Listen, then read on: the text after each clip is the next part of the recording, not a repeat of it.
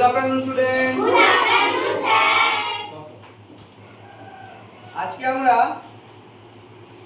একটা এমন জিনিসের উপর আলোচনা করব যেটা আমরা প্রতিদিন সকালে প্রেয়ার লাইনে আগে কিন্তু আলোচনা করি, কিন্তু আজকে আমি জিজ্ঞেস করব যে আমাদের স্কুলে যে যে মনীষীর ফটোগুলো আছে তোমরা তার নাম কে কে বলতে পারো? আচ্ছা, আমাদের স্কুলে যে মনীষীগুলোর ফটো আছে বলো তো কে বলতে পারবে? আচ্ছা, সৃজনী তুমি বলো, বাকি সবাই হাত নামাও।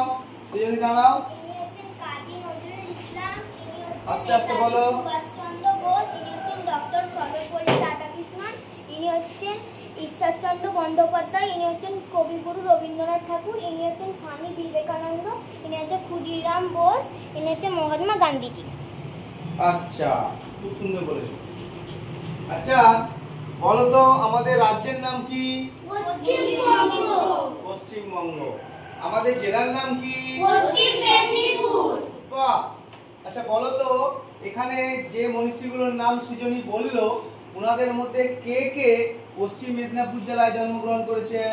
ক্ষুদিরাম বোস, ঈশ্বরচন্দ্র বন্দ্যোপাধ্যায়। ঈশ্বরচন্দ্র বন্দ্যোপাধ্যায়। আচ্ছা, আজকে আমরা ঈশ্বরচন্দ্র বন্দ্যোপাধ্যায় সম্পর্কে কিছু আলোচনা করব বা কিছু জানবো, ঠিক আছে?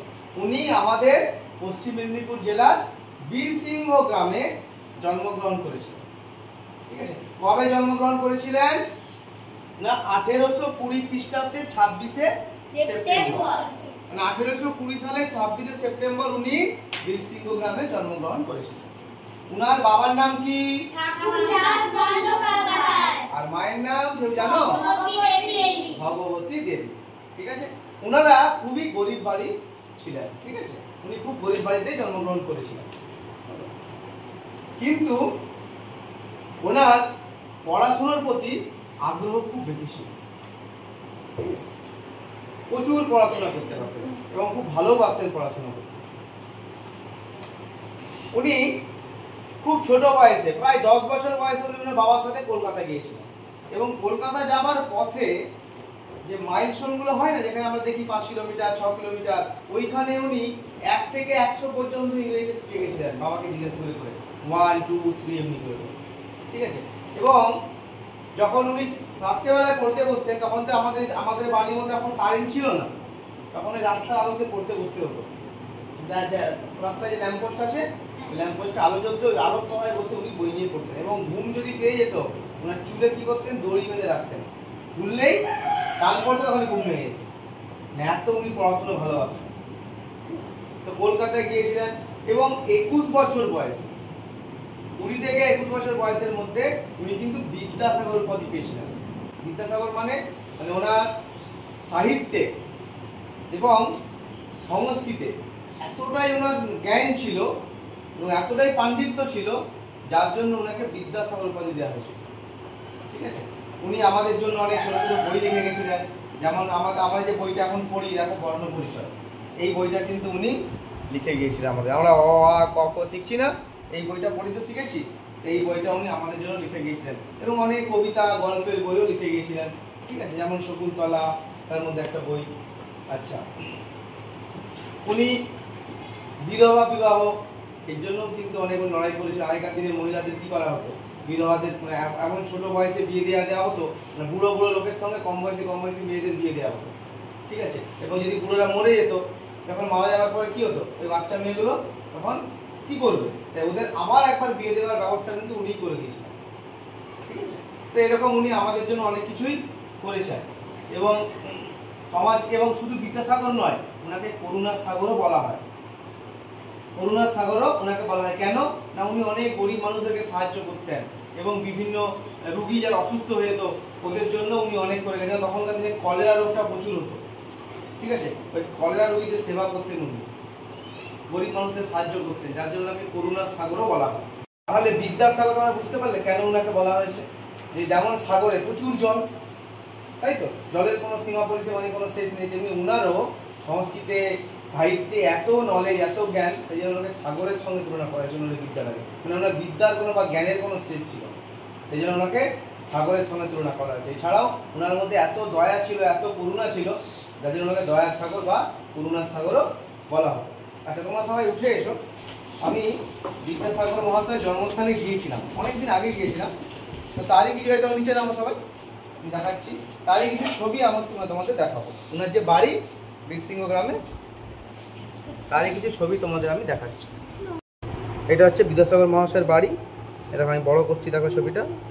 এটা কি লেখা আছে? পণ্ডিত ঈশ্বরচন্দ্র বিদ্যাসাগর, আবির্ভাব 12ই আশ্বিন 1227, তিরোধান 13ই শ্রাবণ 1298। এখানে বাংলায় লেখা আছে সালটা, আর আমরা বোর্ডে ইংরেজি তোমাদের লিখে দিয়েছিলাম ইংরেজি সালটা।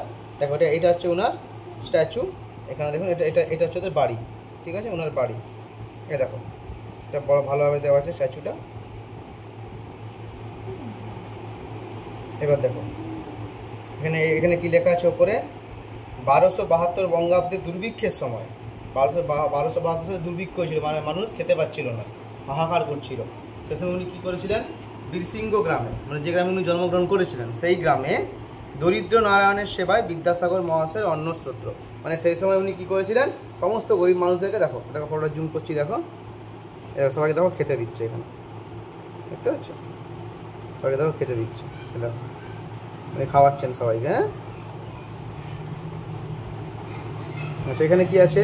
উনি প্রথম যে বিধবা বিবাহটা দিয়েছিলেন সেইটার ছবি, দেখো বিয়ে হচ্ছে, দেখতে পাচ্ছ তোমরা?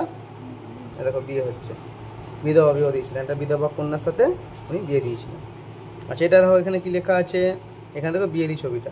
হ্যাঁ, আচ্ছা, এখানে দেখো কারমাটারে বসবাসকালে বিদ্যাসাগর মহাশয় দরিদ্র সাঁওতালদের বস্ত্র বিতরণ করছিলেন। আমি বলছিলাম না উনি গরিব মানুষকে খুব সাহায্য করতেন। দেখো গরিব মানুষদের কী করছে? উনি বস্ত্র বিতরণ করছেন। তোমাদেরকেও বলি না তোমরা সবসময় হেল্প করবে, সবাইকে সাহায্য করবে। দেখো উনি করতেন। দেখো বিদ্যাসাগর মহাশয় প্রতিষ্ঠিত বর্ধমান জেলার রাজারামপুর গ্রামের বালিকা বিদ্যালয়, উনি স্কুলও স্থাপন করেছিলেন মেয়েদের জন্য।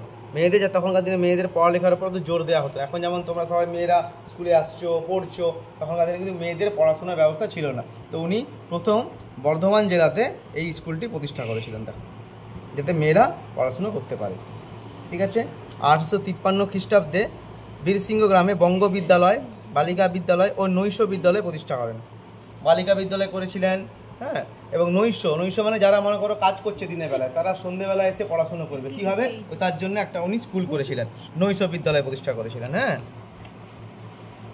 এবং সেখানে বিদ্যাসাগর মহাশয় দেখো পড়াচ্ছেন, উনি সেখানে নিজে পড়াচ্ছেন ওনাদেরকে। হ্যাঁ, এটা দেখো, এটা হচ্ছে ঢোকার মুখটা, এই যে এই সেই গেটটা দেখতে পাচ্ছ, এই গেটটা দিয়ে আমরা ঢুকেছিলাম ভিতরে। হ্যাঁ, ঠিক আছে। তাহলে তোমরা দেখলে বিদ্যাসাগর মহাশয়ের বাড়িটা। তোমরা যদি কোনোদিন পারো যাবো, আর আমরা যদি পারি তো কোনো স্কুল থেকে তোমাদেরকে নিয়ে যাবো, ঠিক আছে, বিদ্যাসাগর বাড়িতে। তাহলে তোমরা সবাই বিদ্যাসাগর মহাশয় সম্পর্কে আজকে জানলে। ঠিক আছে, আবার আমরা পরের দিন অন্য একজন মনীষী নিয়ে আমরা আলোচনা করি। ঠিক আছে, সবাই জায়গায় গিয়ে বসো।